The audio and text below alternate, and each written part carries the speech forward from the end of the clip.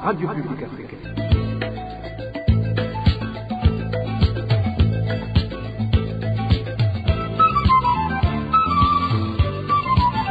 Radio Publique Africaine.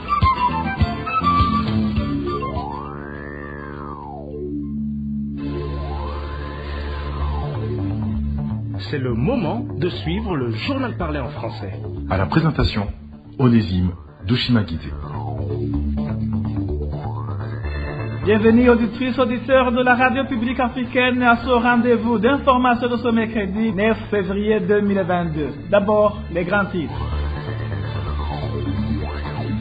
La levée des sanctions économiques à l'égard du Burundi par l'Union européenne, désapprouvée par certains acteurs politiques et ceux de la société civile burundaise.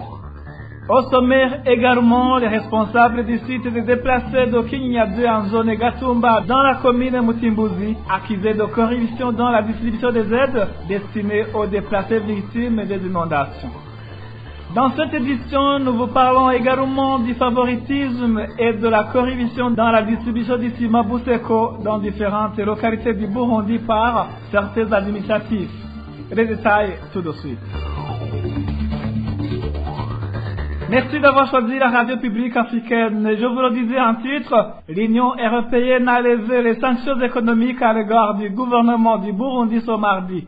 Ces sanctions avaient été prises en mars 2016 au cours de la crise liée au troisième mandat contesté du président de la République. L'Union européenne estime qu'après les élections de 2020, des progrès ont été accomplis par le gouvernement en ce qui concerne les droits de l'homme, la bonne gouvernance et l'état de droit. L'Union européenne indique cependant que des défis dans ce même domaine subsistent, mais que le gouvernement s'est engagé à faire de nouvelles améliorations. Cette décision de l'Union européenne de lever les sanctions imposées contre le Burundi n'a aucun fondement car les droits humains sont toujours bafoués et l'espace politique reste verrouillé comme l'indiquent différents rapports des associations de défense des droits de l'homme. Réaction du secrétaire général du FOCODE. Maître Janvier Glimana trouve plutôt que c'est une bonne occasion offerte au pouvoir du CNDD-FDD de commettre divers crimes sans être inquiété. La récente décision de l'Union européenne de lever les sanctions qui étaient jusqu'ici imposées au gouvernement du Burundi est une destruction totale à l'endroit des défenseurs des droits humains burundais. En effet, il importe de signaler que les violations des droits humains n'ont jamais cessé depuis 2015 au Burundi et pour preuve, les rapports qui ont été établis par les organisations de la défense des droits humains au Burundi, et sans oublier les organisations internationales, y compris la Commission d'enquête des Nations Unies au Burundi, révèlent plutôt que les violations massives n'ont cessé de toucher des citoyens burundais, soit qu'ils étaient des opposants ou des citoyens qui étaient considérés comme tels. C'est dans ce sens que des centaines de personnes ont été tués ou portés disparus, et sûrement depuis que le régime Ndayishimiye est au pouvoir. L'organisation Human Rights Watch, qui vient de publier une enquête qui est également fouillée sur les violations des droits humains au Burundi, constate plutôt que la province de Chibitoke, qui est frontalière à la République démocratique du Congo, est devenue une cimetière. C'est-à-dire que plusieurs citoyens ont été assassinés et ont été enterrés clandestinement avec une complicité des Imbonerakure de l'administration et une implication active des forces de défense et de sécurité. Au Burundi, on constate également malheureusement que l'espace démocratique ainsi que les libertés publiques restent verrouillées au moment où le président Ndayishimiye, tout comme son prédécesseur Pierre Nkurunziza, continue à considérer les opposants comme des ennemis et n'est pas disposé à dialoguer avec ses opposants, notamment ceux qui sont en exil pour un retour à la normale dans ce pays. Nous constatons également que la commission d'enquête des Nations Unies au Burundi, dans son rapport qui a été rendu public en septembre 2021, avait évoqué une érosion progressive de l'état de droit au Burundi avec une continuité dans le sens de la violation des droits humains. Bref, la décision de l'Union européenne n'est fondée sur aucune évolution positive de la situation des droits humains au Burundi. Nous pensons que ce sont des considérations autres, notamment pour répondre au chantage du régime de Gitega, et que l'Union européenne a voulu peut-être tenter de caresser dans le sens du poil de ce régime, mais de notre côté, nous constatons que cette démarche de l'Union européenne risque plutôt d'encourager le régime en place à continuer la violation des droits humains, parce que le retrait de ces sanctions risque d'avoir un impact négatif sur la situation des droits humains au Burundi. C'était Maître Janvier Bigirimana, secrétaire général du FOCODE. Rien ne peut expliquer la raison de la levée des sanctions de l'Union européenne prises à l'encontre du Burundi, car les raisons qui ont été à l'origine de la prise de ces sanctions sont toujours présentes au Burundi. Réaction du président de la coalition des partis politiques de l'opposition ANR en sigle. Jérémy Minani déplore que cette décision de l'Union européenne est contradictoire à l'attente des Burundais. Suivez Jérémy Minani, président de la coalition des partis politiques ANR.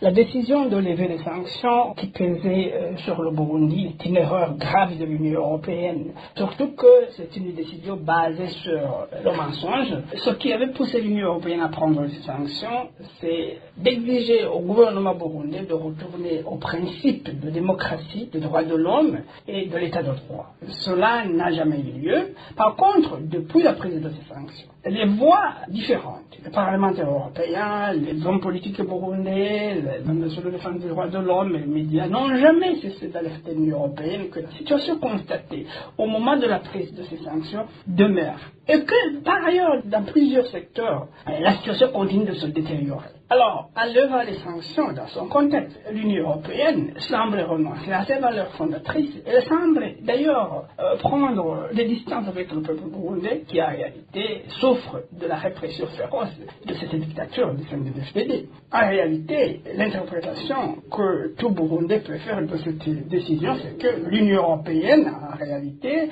tolère les abus de cette dictature du CNDD-FDD et l'encourage à continuer la répression féroce contre la population civile. Au moment où les dirigeants burundais vont encore recevoir ces financements de l'Union européenne, Jérémy Minani souligne que la grande partie de ces fonds va être utilisée dans l'instauration d'un pouvoir dictatorial et de répression des citoyens. Il demande ainsi à tous les Burundais de s'unir afin de se libérer de l'emprise de ce pouvoir. Encore une fois, Jérémy Minani. C'est pour cette raison que nous nous inquiétons beaucoup, parce que une partie de ces fonds qui vont être alloués au gouvernement burundais risque d'être affectés à la répression contre la population civile. Et c'est pour cette raison que nous demandons à l'Union européenne de suivre de près l'utilisation des fonds qui seront alloués au gouvernement burundais et au besoin de ramener les sanctions s'il est avéré, s'il est prouvé que finalement une partie de ces fonds est affectée à la répression contre le peuple burundais. Alors nous continuons à demander au peuple burundais de comprendre que aucun pays, un groupe de pays ne viendra nous aider à nous débarrasser de ce régime, à mettre fin aux souffrances multiformes que ce régime nous a imposées. Il nous appartient à nous, les Burundais, de voir dans son sens. Nous devons comprendre que c'est notre responsabilité de prendre toutes les mesures, de nous organiser à l'intérieur, à l'extérieur du pays, de tout faire pour que cette dictature change de comportement et au besoin que les soient démantelés. C'est pour cela que nous leur demandons de se lever contre un seul homme, dans la sérénité, dans la fraternité, pour affronter ce régime avec une détermination hors du commun, jusqu'à ce que ce régime comprenne qu'il doit écouter les Burundais, doit changer de comportement, et s'il refuse, jusqu'à ce que ce régime soit démoli et démantelé complètement. La levée des sanctions économiques de l'Union européenne sur le Burundi ne constitue pas une suppression totale du cadre dans lequel elles ont été prises.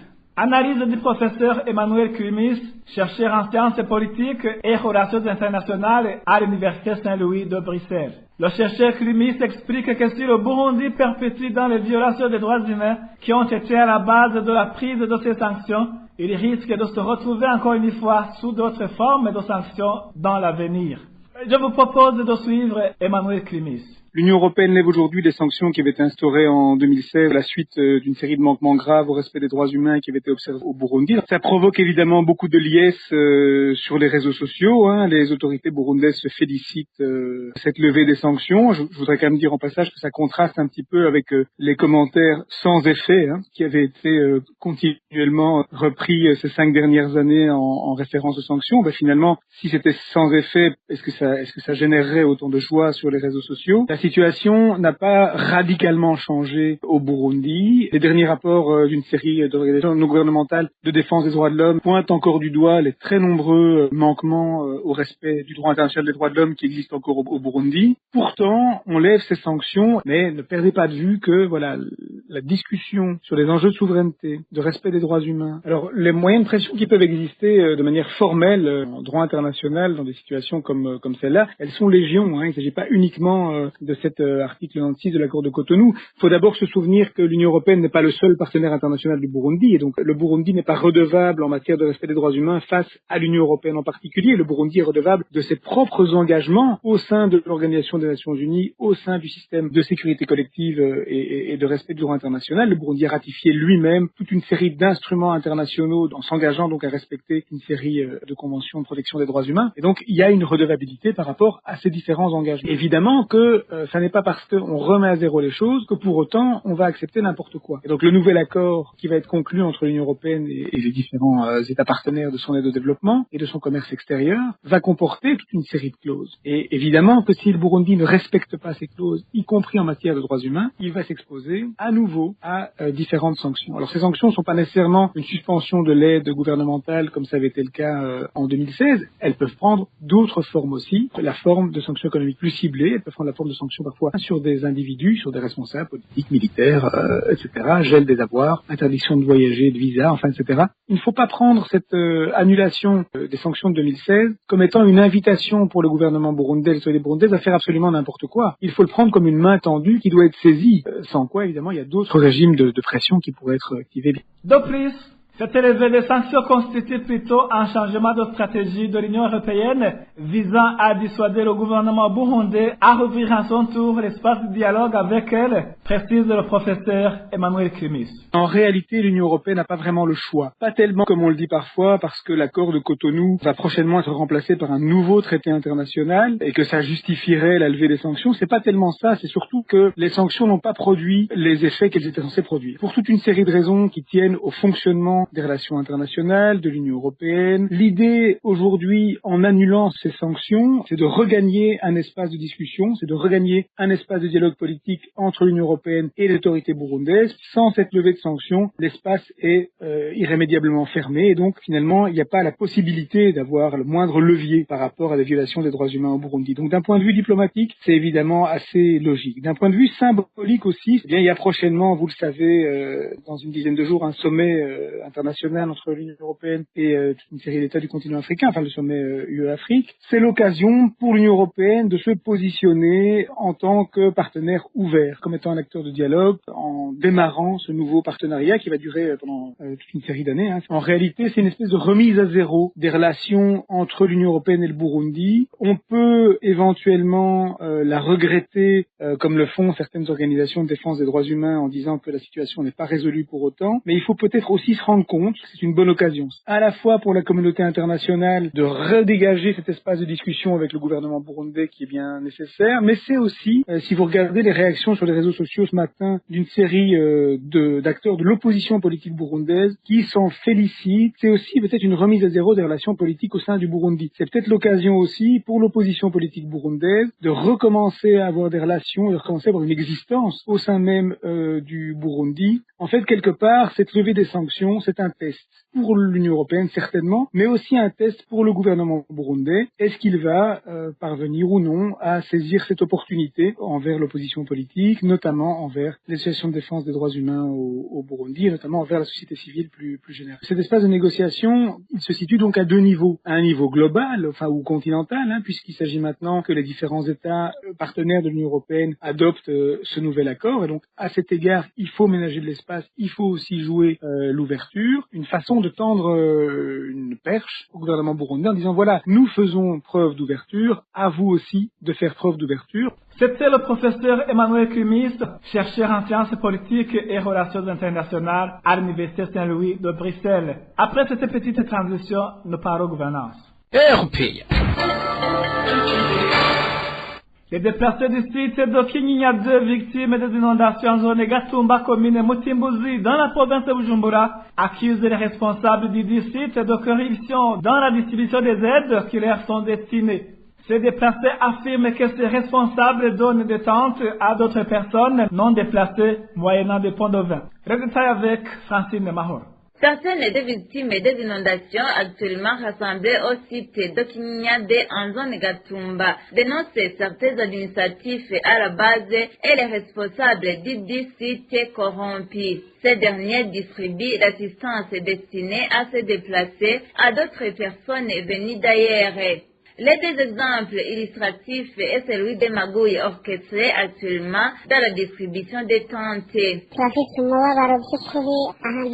Nous sommes vraiment dépassés par ce qui se passe dans ce site. Un bienfaiteur nous a donné de nouvelles tentes, mais nos chefs les donnent à d'autres personnes venues de Bujumbura, surtout celles de Buyenzi. Nous qui n'avons pas d'argent pour leur donner des ponts de verre, sommes délaissés pour compte. Nous sommes affligés et pleins de chagrin. Nos enfants ne peuvent pas s'abriter contre la pluie, alors qu'un bienfaiteur avait donné l'assistance pour s'abriter contre la pluie. Nous les petites gens sommes vraiment malheureux. Nous n'avons pas d'argent et ne pouvons pas nous abriter dans ces tentes.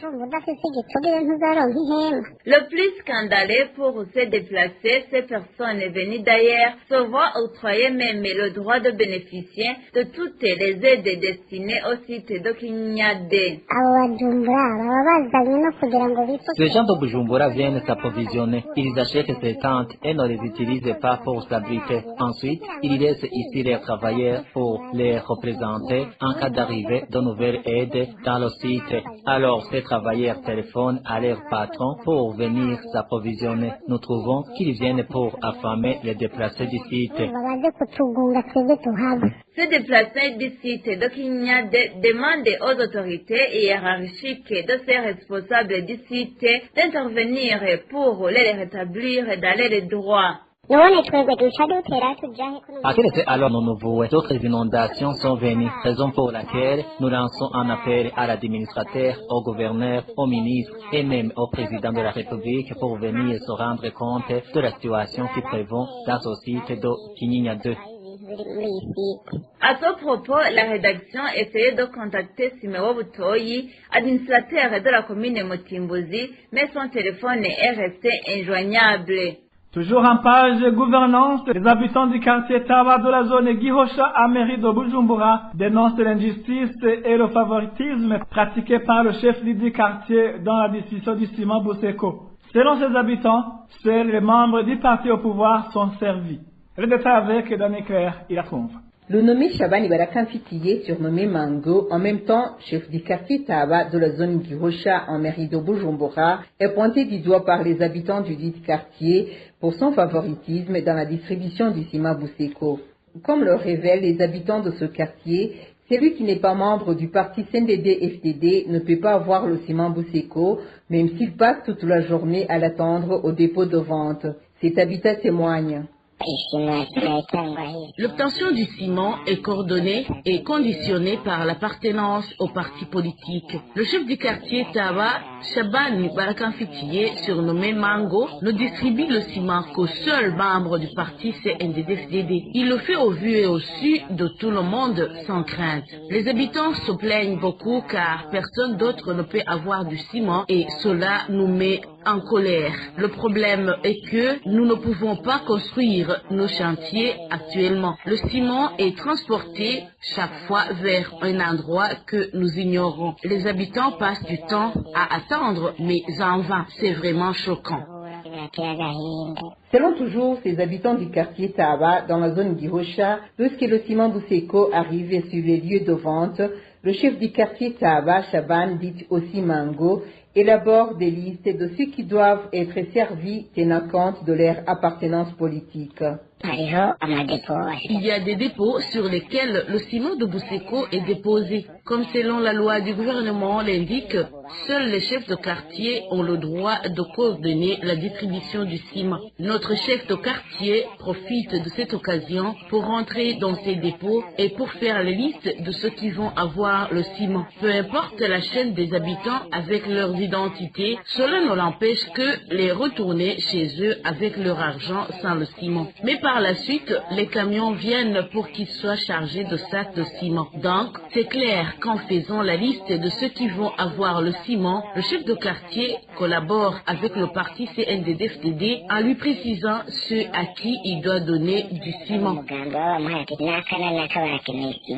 En faisant tout cela, Barakamfitié Shabani dit Mango, chef du quartier Tawa, bénéficie de la complicité de ses adjoints, tous membres du parti CNDD-FDD. Par conséquent, les non-membres de ce parti ne bénéficient pas de ses services dans la plupart des cas. La rédaction de la RPA n'a pas pu joindre Barakamfitié Shaban dit Mango ainsi que le chef de zone du Rocha pour s'exprimer à ce propos. Et toujours concernant la distribution du ciment Bousseko, certains habitants de la province de Makamba accusent les administratifs de favoritisme dans la confection des listes des acheteurs de ce ciment.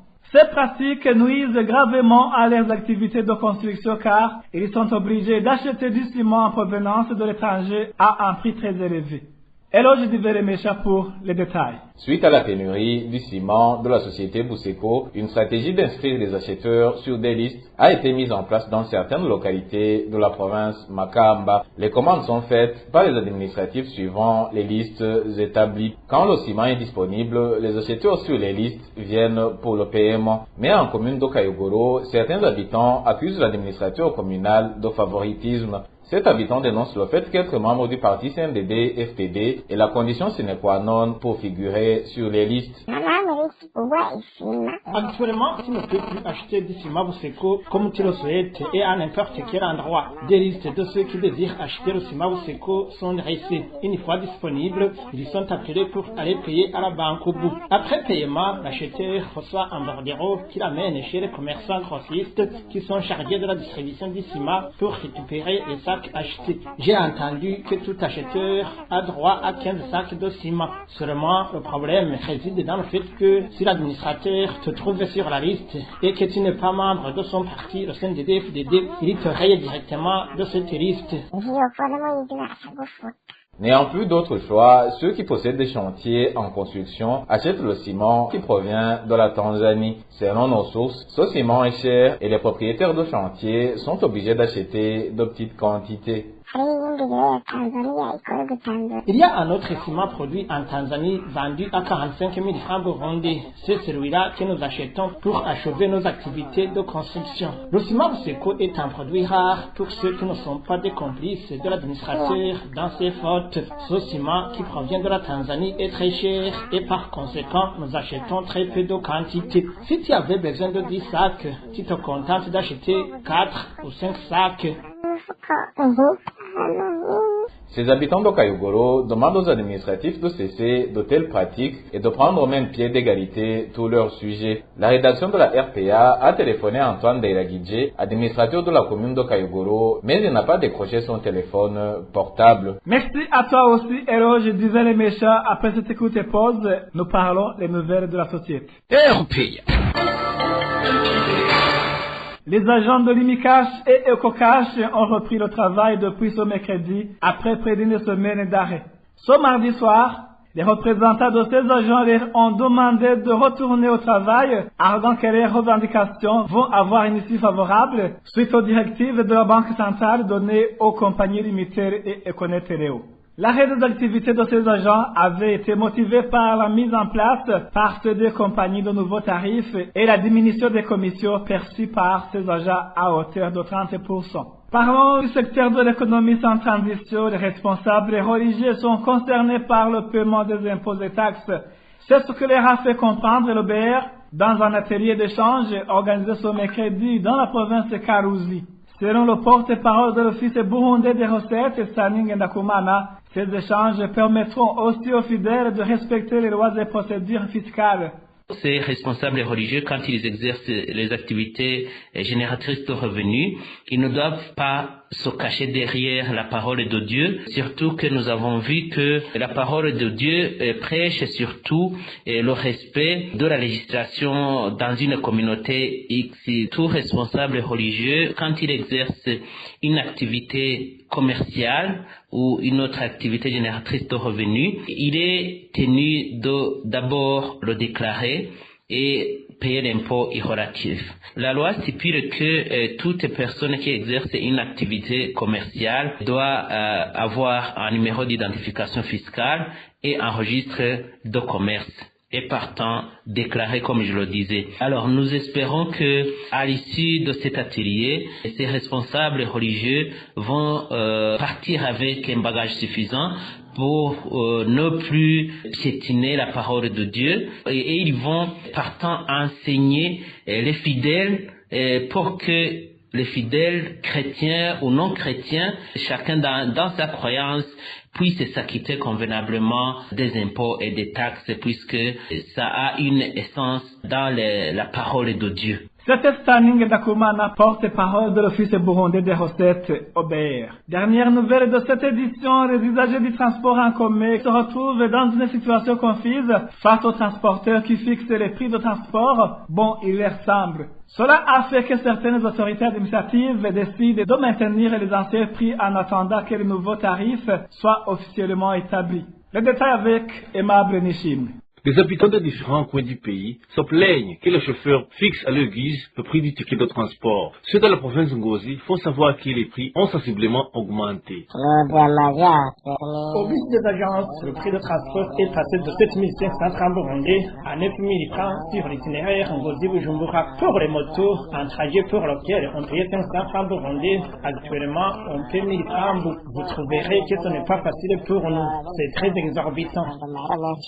Par contre, les prix ont été revus à la baisse en province de Tchamozo. Le bureau du gouverneur de la dite province a ordonné aux chauffeurs de bus de pratiquer les anciens prix de transport. Le bureau a indiqué que les nouveaux tarifs seront communiqués après le dialogue sur les prix de transport. Même son de cloche en mairie de Bujumbura et en province de Rumonge. Les prix de transport dans la ville de Bujumbura ont passé de 500 francs pour 400 francs bout, le tarif d'avant. Tandis qu'à Rumonge, les prix ont passé de 5500 pour 5000 comme avant.